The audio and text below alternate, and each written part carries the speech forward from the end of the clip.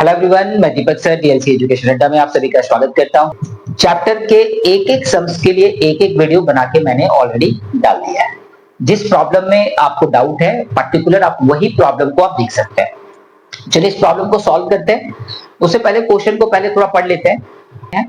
Soma aunty deposit 6,20,000 in such a way in 3 banks at the rate of simple interest of 5% per annum for 2 years, 3 years and 5 years।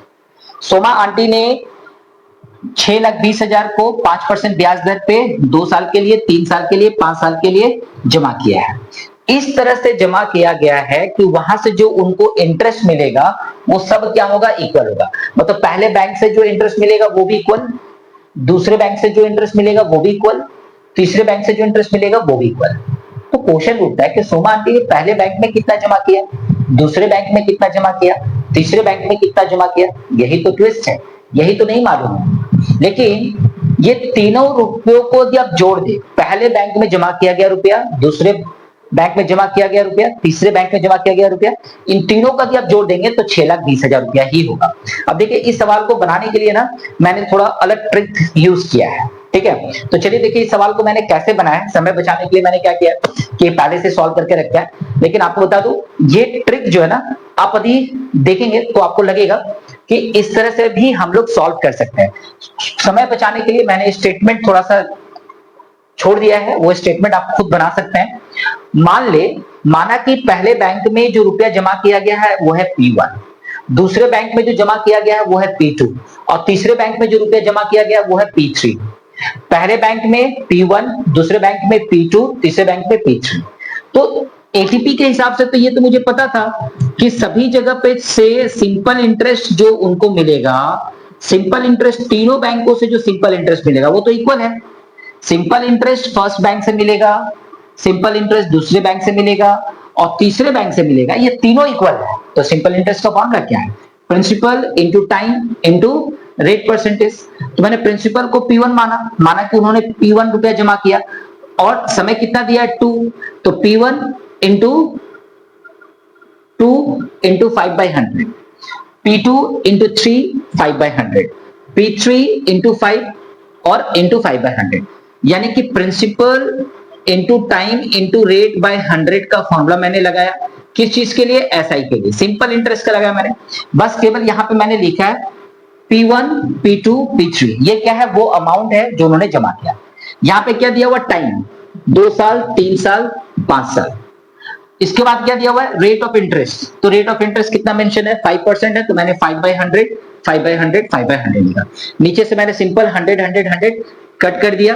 तो हमारे पास में next बच गया कितना, P1 into 2 यानी कि 2P1, P2 into 3 यानी कि 3P2 और P3 इंटू 5 यानी कितना हो गया, 5P3। अब ध्यान से देखेंगे यहां पे, तो मैंने क्या किया, एक लाइन बीच में ड्रॉ किया और मैं कंपैरिजन कर रहा हूं, ये सारे इक्वल है। तो मैं कोशिश करूंगा कि पहले इन दोनों को एक रिलेशन में बांधूं।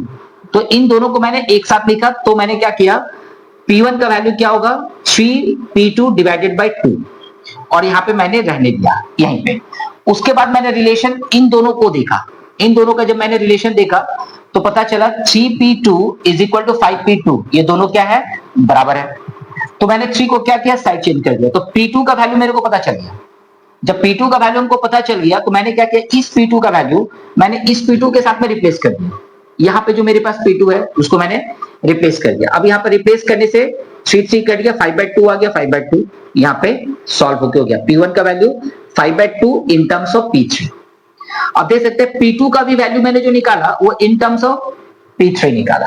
तो हमारा टारगेट क्या था इस सवाल को सॉल्व करने के लिए, इजी वे में, कि प्रिंसिपल जो फर्स्ट बैंक का है उसको in terms of P3 convert करूं और P2 जो है दूसरे बैंक का जो प्रिंसिपल है उसको भी मैं P3 के टर्म में कन्वर्ट कर दूं। यही मेरा टारगेट था।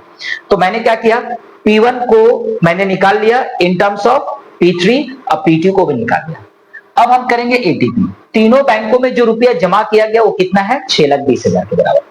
P1 का वैल्यू मैं निकाल के रखा हूं 5/2 P3, तो मैंने यहां पे क्या लिखा, 5/2 P3 प्लस करके P2 का वैल्यू मैं निकाल के रखा हूं यहाँ पे 5/3 P3, तो मैंने क्या लिखा यहाँ पे 5P/3 ठीक है, P3/3 और P3 को P3 जाने दिया। फिर मैंने क्या किया, एलसीएम ले लिया, सॉल्व किया, 2 से डिवाइड दिया तो 3 5 जा 15, 3 से डिवाइड दिया 3 से यदि मैं डिवाइड दूं 3 से डिवाइड दूं तो 2 और 2 5 जा 10, 1 से डिवाइड दूं तो 6 यानी 6 ऐड किया गया ऊपर में तो 31 आया, नीचे 6 रह गया, क्रॉस मल्टीप्लाई करके मैंने P3 का वैल्यू मैंने निकाल लिया, मतलब तीसरे बैंक में जो रुपया जमा किया गया वो हमारा आ चुका है। तो तीसरे बैंक में कितना रुपया जमा किया गया, वो 1,20,000। पहले बैंक में कितना जमा किया गया, P1 मतलब पहले बैंक में, तो मैंने क्या किया यहाँ पे 1,20,000 रुपया P3 का वैल्यू रखा और उसको सॉल्व करके देखा तो 3 लाख रुपया। दूसरे बैंक में कितना जमा किया गया, यहाँ पे भी मैंने 1,20,000 रुपया रखा, सॉल्व करके देखा तो आ गया कितना, 2 लाख रुपया आ गया। यानी पहले बैंक में उन्होंने 1,20,000, दूसरे बैंक में उन्होंने 3 लाख और तीसरे बैंक में उन्होंने 2 लाख रुपया जमा किया। पर्टिकुलरली ये जो प्रॉब्लम था ये बहुत ही एडवांस प्रॉब्लम था, बनाते समय थोड़ा सा डिफिकल्टी होता है और यदि आप चाहे तो इसको दूसरे तरीके से भी बना सकते हैं, लेकिन मुझे लगता है कि इस तरह से यदि आप बना के थोड़ा सा कंपैरिजन यदि आप करते हैं तो आपको पता चल जाएगा कि ये थोड़ा मैथड थोड़ा इजी है। क्योंकि यदि आप बनाने का तरीका है, पहले बैंक में जमा किया गया इतना, दूसरे बैंक में जमा किया गया इतना, यदि आप ना कैलकुलेट कर लेते कि पहले बैंक में X रुपए जमा किया गया, फिर दूसरे बैंक में Y रुपए जमा किया गया, तीसरे बैंक में बचा हुआ रुपए जमा किया गया, तो वो कैलकुलेशन थोड़ा ना इससे ज्यादा और टफ हो जाएगा। आप यदि वर्किंग करके देखेंगे उस सवाल को तो काफी बड़ा सॉल्यूशन होगा। तो मैंने क्या किया ना, इसको कंपैरेटिवली मैंने सोचा कि यदि क्यों ना इसको कंपैरिजन करके देखा जाए। तो जैसे मैंने कंपैरिजन करके देखा तो मुझे लगा कि इस तरह से भी इसको सॉल्व करके इजीली हम आंसर निकाल सकते हैं और कम समय में और कम एफर्ट में निकाल सकते हैं, है ना। अब क्या होता है कि स्टूडेंट दो टाइप के होते हैं, एक होते हैं ब्रिलियंट, बहुत ही स्मार्ट, जिसको थोड़ा सा हिंट दे दो तो सवाल सॉल्व कर लेते हैं।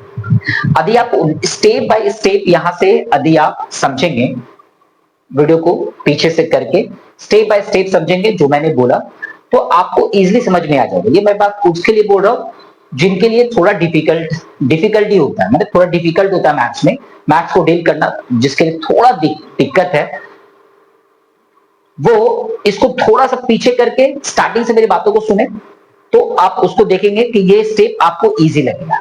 बस केवल इतना ही मेरे दिमाग में था इस सवाल को सॉल्व करने से कि P1, P2 और P3 के बीच में कोई रिलेशन है क्या।